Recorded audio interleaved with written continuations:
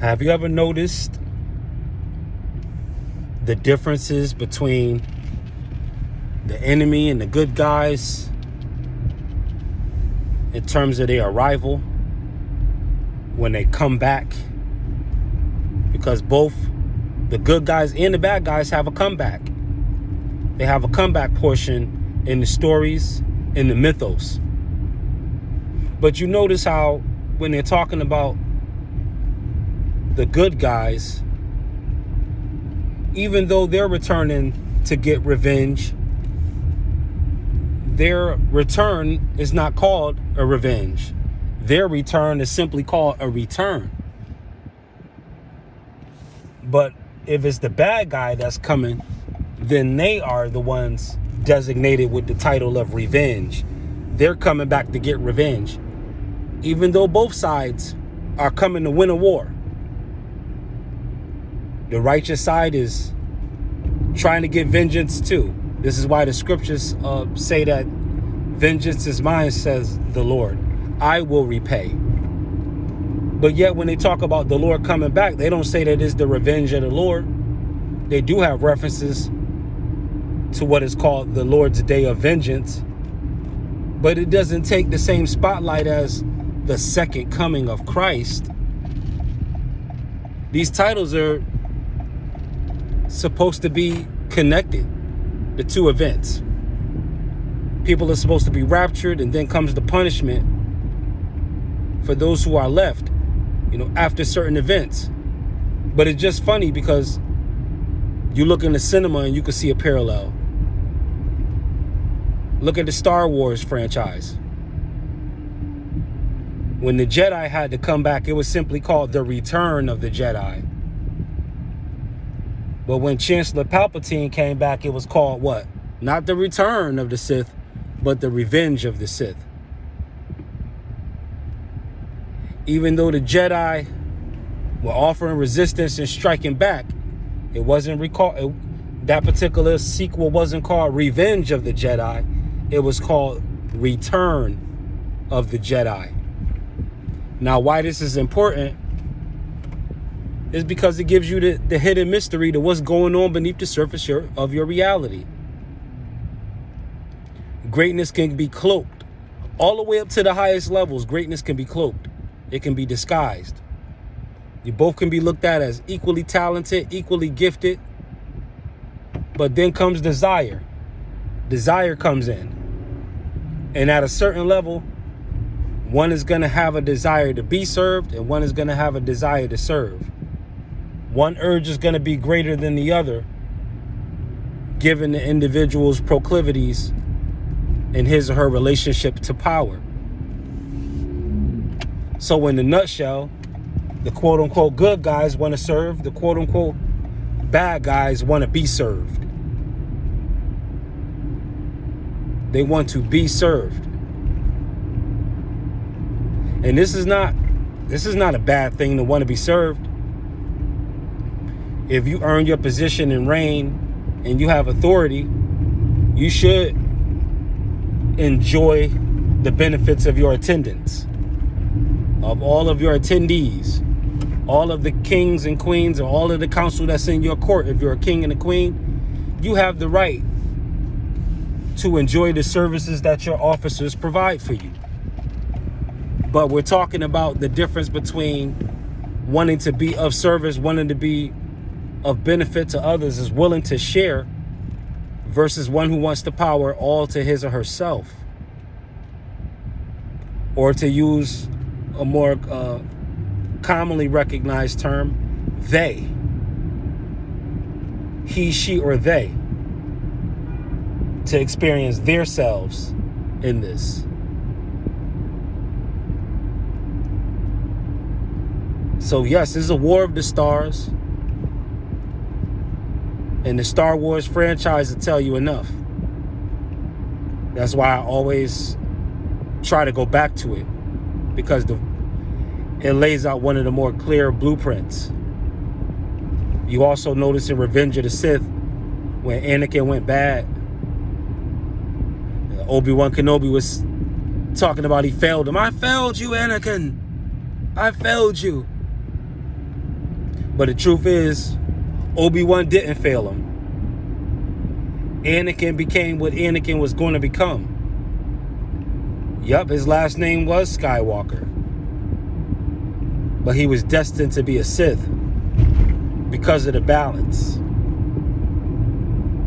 His nature was already gregarious enough in episode 1 for you to allude to the possible metastasizing of this mischievous nature that this boy had. When that becomes a full-on monster, you could become a Sith. So that's another lesson in that too. Another hidden gem inside the hidden gem. But no, Obi-Wan Kenobi didn't let him down. In fact, Obi-Wan wasn't alone. You had Master Windu, you had Yoda, you had many on the Jedi Council that was trying to steer Anakin straight. But again, the desire for power was too strong. And the desire for power is always connected to the fear of loss. You don't want all the power unless you are first acknowledging that you're weak. If you can receive power, that's evidence that you're powerful already.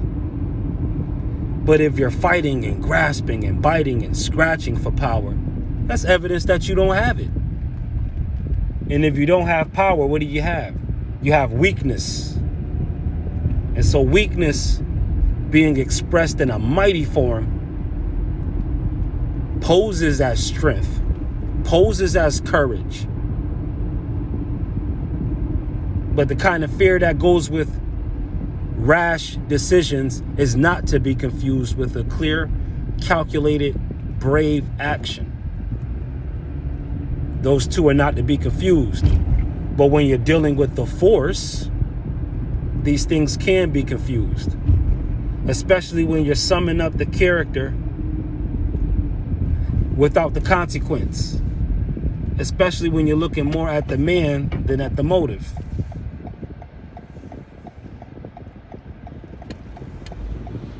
The consequences of that is the loss of method. So whenever you put a man above his motives, you're looking at a disruption of the method. Just like they say on the left-hand path, the revelation of the method is that the full scheme be known so that no plausible deniability can be claimed or grasped.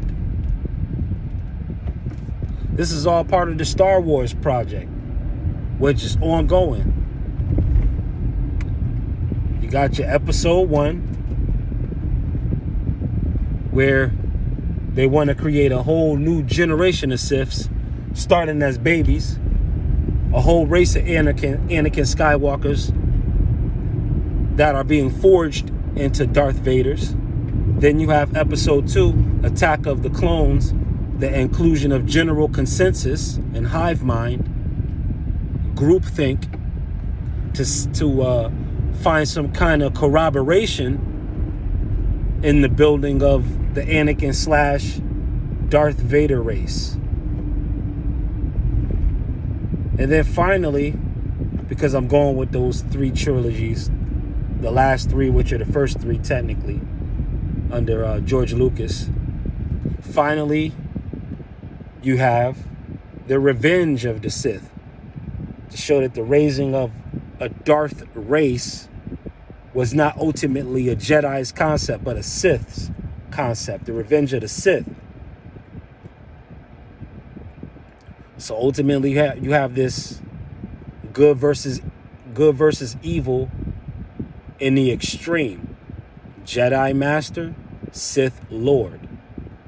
But see, the great mystery for us to take from these thought forms now in the 4th dimension that are made real through abstraction, we have to become both Lord and Master. This is the acronym behind the Nation of Gods and Earth's defining of Islam. I, self, Lord, and Master. It's not enough to be Lord. It's not enough to be Master. But you have to have some backing to your rule. It's not just enough to have backing, but you have to have know-how. You don't want a whole army of geniuses under the rulership of a bonehead. This is a perversion of power and a reveiling of the method. Not a revelation of the method, but a reveiling. To put the veil back on, to re-hide. That's what we're dealing with right now. We're dealing with what can be confused for revelation, but it's not revelation. It is a reveiling. This is essentially what revelation in and of itself is anyway. It does involve a reveiling process to put the veil back over something, to recover it, which is to say not to leave anything exposed that is otherwise learned. Not to leave things exposed. So again, it's Super T Sigma of Sigma Programming. Continue to stay wise, continue to stay motivated and uplifted and encouraged. Each one reach one. If it takes 1 million vids to reach 1 million views, so be it. One of the final items on my bucket list at this young of an age is to make a big splash on here. So here goes it. Super T Sigma, Sigma Programming. Peace.